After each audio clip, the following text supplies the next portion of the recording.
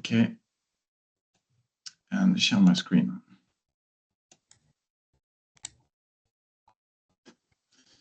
And update my page. Okay. So we are at this 46 TSC. Concerning the participant, we've got Orange, Dutch Telecom, Telefonica, Vodafone, Ericsson, and currently nobody from Nokia and Telecom Italia, correct? Okay. And for today, we are also pleased to welcome other participants around the bridge from Uru Tech, Suzy. Is there any other participants? Six Wind. Did I miss someone? And of course, Linux Foundation with Naomi. Okay, so remind our Linux Foundation policies to manage the scope of this technical steering committee. And our next steering committee will be the 29th of January. Concerning the news, we will have a proposal of a demo of the work group 4 on sustainability. So they've got 2 demos, and so we'll see if they want to propose it for end of January or beginning of February. Okay, and I will share also at the end of the working group review a summary of what we have done this year and our objectives, some slides that has been shared to the board. We had a governing board last week, I think. So I don't know if Kai or Tim, Luis, and Naomi, if you can give a feedback on it. Yeah, I'm happy to. Let me pop on camera for everyone to see me. So one of the main things that came out of the governing board meeting last week was primarily just to make sure that there are easier ways for the community to be kind of onboarded to Sylva. So as you all know, our Slack channel is only kind of 90 days. So we're looking into maybe increasing that. I'm not sure how that's going to go, but I am looking into that. But in addition, I had suggested to make kind of a participation guide, something that's quick and easy where new people can kind of pop in and kind of walk through, you know, how to get involved in working groups, and it'd be more technical in nature. So whatever, you know, conversations and things are happening on the Slack that may disappear, they can easily find it in this participation guide. So I talked with Working Group 5 last week on that. I know that Julie is helping kind of to start that too. So hopefully we'll have a draft for you all to kind of review. And again, Nicola was very specific. He wanted this to kind of be like a living document for, you know, if someone new comes in and says, you know, this wasn't on here, we would like to have this added, somebody can easily add it. So we're working on that, but that's one of the main things that came out of the governing board meeting. Anybody else was on that call that I may have missed something, feel free to chime in. No, nothing special. We were talking also, I think in the communication work stream, you will talk about that, about the opportunities for the Sylva update. But what Naomi has said is all, I think. Yeah. Okay, thank you. Concerning work group 1, Matthew is not with us today, so he give me to give you the feedback. So we have delivered the Sylva release 1.3 at the end of December, and we are working. So there's a little mistake on the 1.3.1 by the end of this week. And on the next topic, we will come back to this TSC to present the objective of the next major release for April, which is the Sylva 1.4 with new features. So we want to have a feedback from the TSC on the main features we want to integrate. For the moment, we are following our roadmap in the same way we already shared, but it's always the opportunity to integrate potential new requirements or new needs. Last point, we had different call with Canonical, where they want to, and they have hired people, technical people to work on this Canonical integration within Sylva. So I think we will have some update and some direct contribution on this topic. That's it for work group 1. I don't know if you have some questions. No. Luis, on the validation center?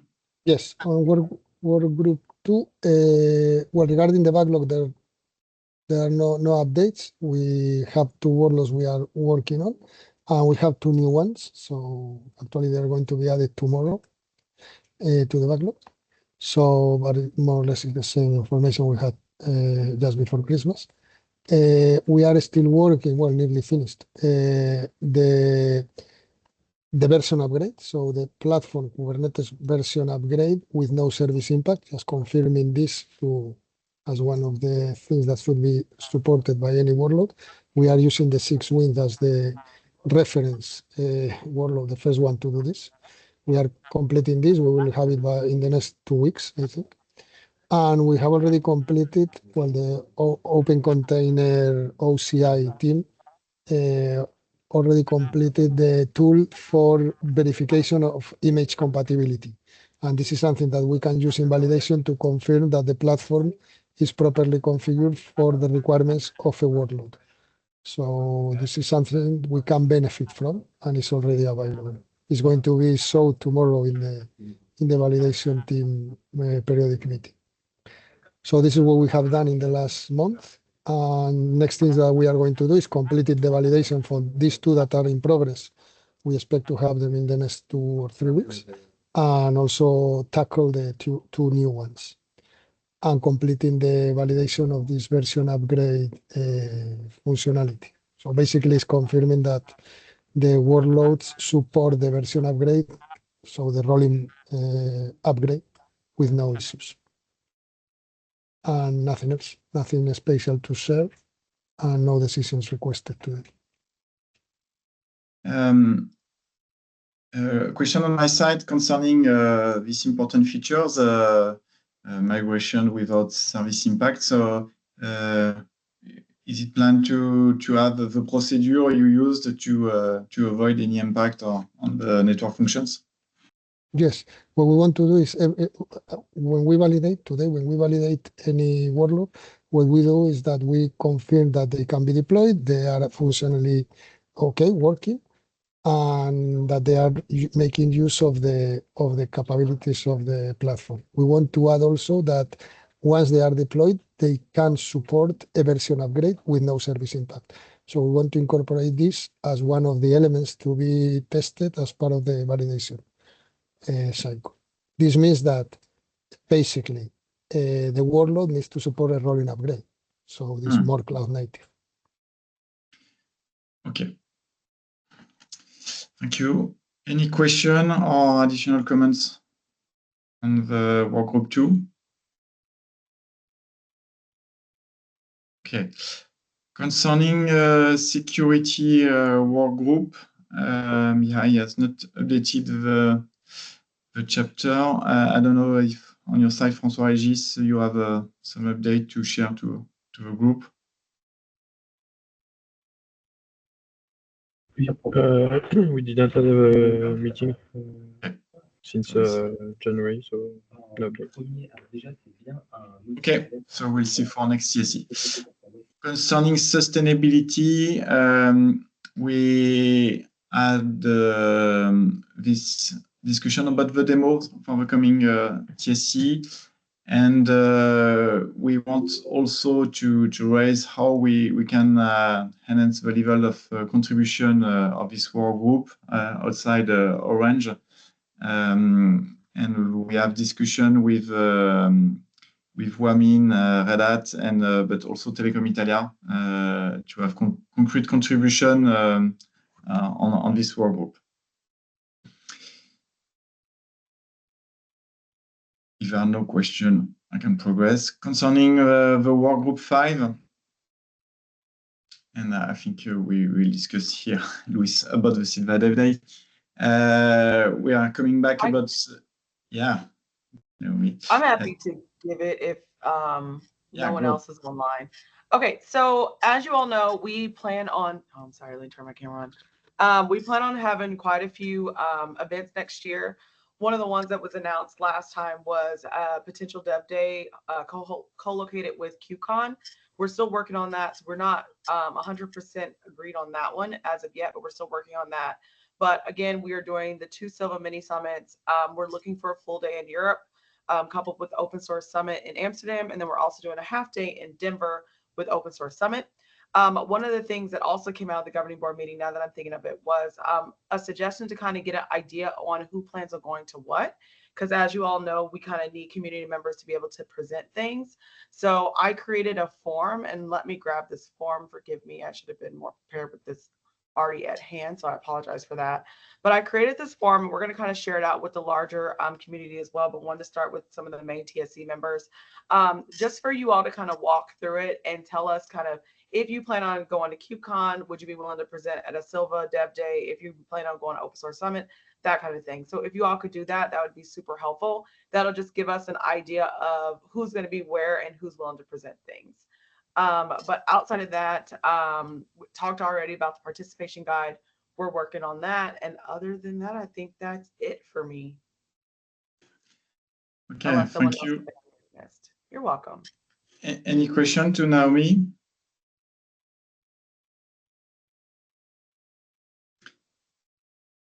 Yeah, on my side, a question about the timing of the Sylva Dev Day.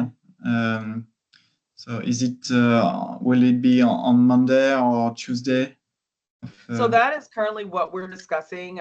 Nicola found a venue through an Orange colleague where we could have it on Monday, March 31st, but it's going to be about 45 to an hour outside of where QCon is going to be hosted. And then right now I'm waiting for word back from the events team to see if we could do something on site, because the Telco Cloud Day is a half day. We all thought it was a whole day, but it's half. So we're hoping to maybe get space for that second half of the day. So that's why I said the Sylva Dev Day is kind of still tentative, because we're still kind of working through dates and logistics on that. Okay, great. So waiting for those information before buying the tickets. Yes. Okay, great. Any questions to Naomi or additional comments? No. Concerning the work group 6, so I have a meeting just before with Morgan. So they have launched a website to have all information about the minutes and so on GitLab. So on the next point, tomorrow, they have 3 topics. One, it's about agreeing about common rules to produce general guidelines that can be validated by telcos. Also, how to get real infrastructure needs from CNF point of view. And so it's how we can work better between telcos and vendors. And we will have a contribution from Dutch Telecom on this. And the last one is a proposal about Nefio, what is managed at Nefio levels versus what we have to do in this work group 6.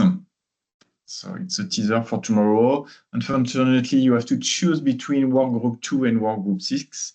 The meeting are on the same time slot. That's it for the work group 6. I don't know if there are some questions. Not sure that I can answer, but I can try. No? Okay, so just come back on my side about what we have done this year and what we have in mind for the coming months. So this slide is coming from what we shared to the governing board by, so it has been edited by Carlo and I. So just coming back on what has been done on the workgroup 1 with the last version of the Sylva stack. And we had a good contribution, common contribution with Dutch Telecom, Orange, 6Wind on the host-based routing. And we have a good demo at the end of the year. Concerning the workgroup 2, coming back, we have validated 3 network functions in 2023. This year it was 10, so we have huge accelerations in terms of processing, but also recruiting new network functions vendor. Important outputs from this workgroup. Concerning workgroup 3, we had the first deliverables with CNF security guidelines, which was a key deliverable to ensure security when you are speaking about horizontal telco cloud, how you can isolate 2 different network functions. Concerning sustainability, we have a new leader with WAMIN, and we have some good topics around Green Scheduler and Kepler. Concerning workgroup 5, we have a press release coming back on our long-term strategy white paper, but also highlighting the new features of the Sylva v1.2 release.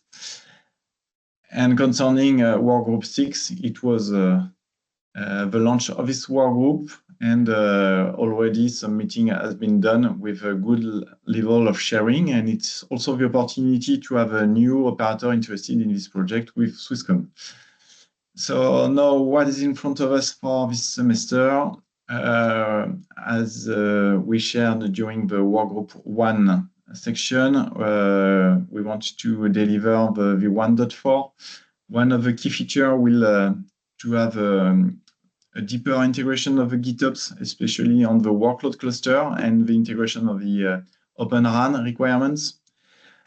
Concerning the validation to onboard new workloads, Luis mentioned some of them, but also how we can have a different kind of workloads outside the network functions of the mobile network with Edge and AI application. Concerning the validation center, it's also depending on platforms. So there are some platform that will be open soon. And concerning security, we have a huge work of the team concerning EUCS analysis. So they will soon finish a first release of this work, and they can share us their conclusion. And last, concerning the adoption, it's also organize and promote the Sylva Dev 2 and at the KubeCon, and we'll have some Sylva talk at the KubeCon, so we'll come back on this. And of course, the mini summit that will happen in the end of the year. So that's it for what we have done and the objective. I don't know if you have some comments on this. No? Okay. So I will push this meeting for its conclusion. So I don't know if there are any additional comments, something we have not covered, or open question.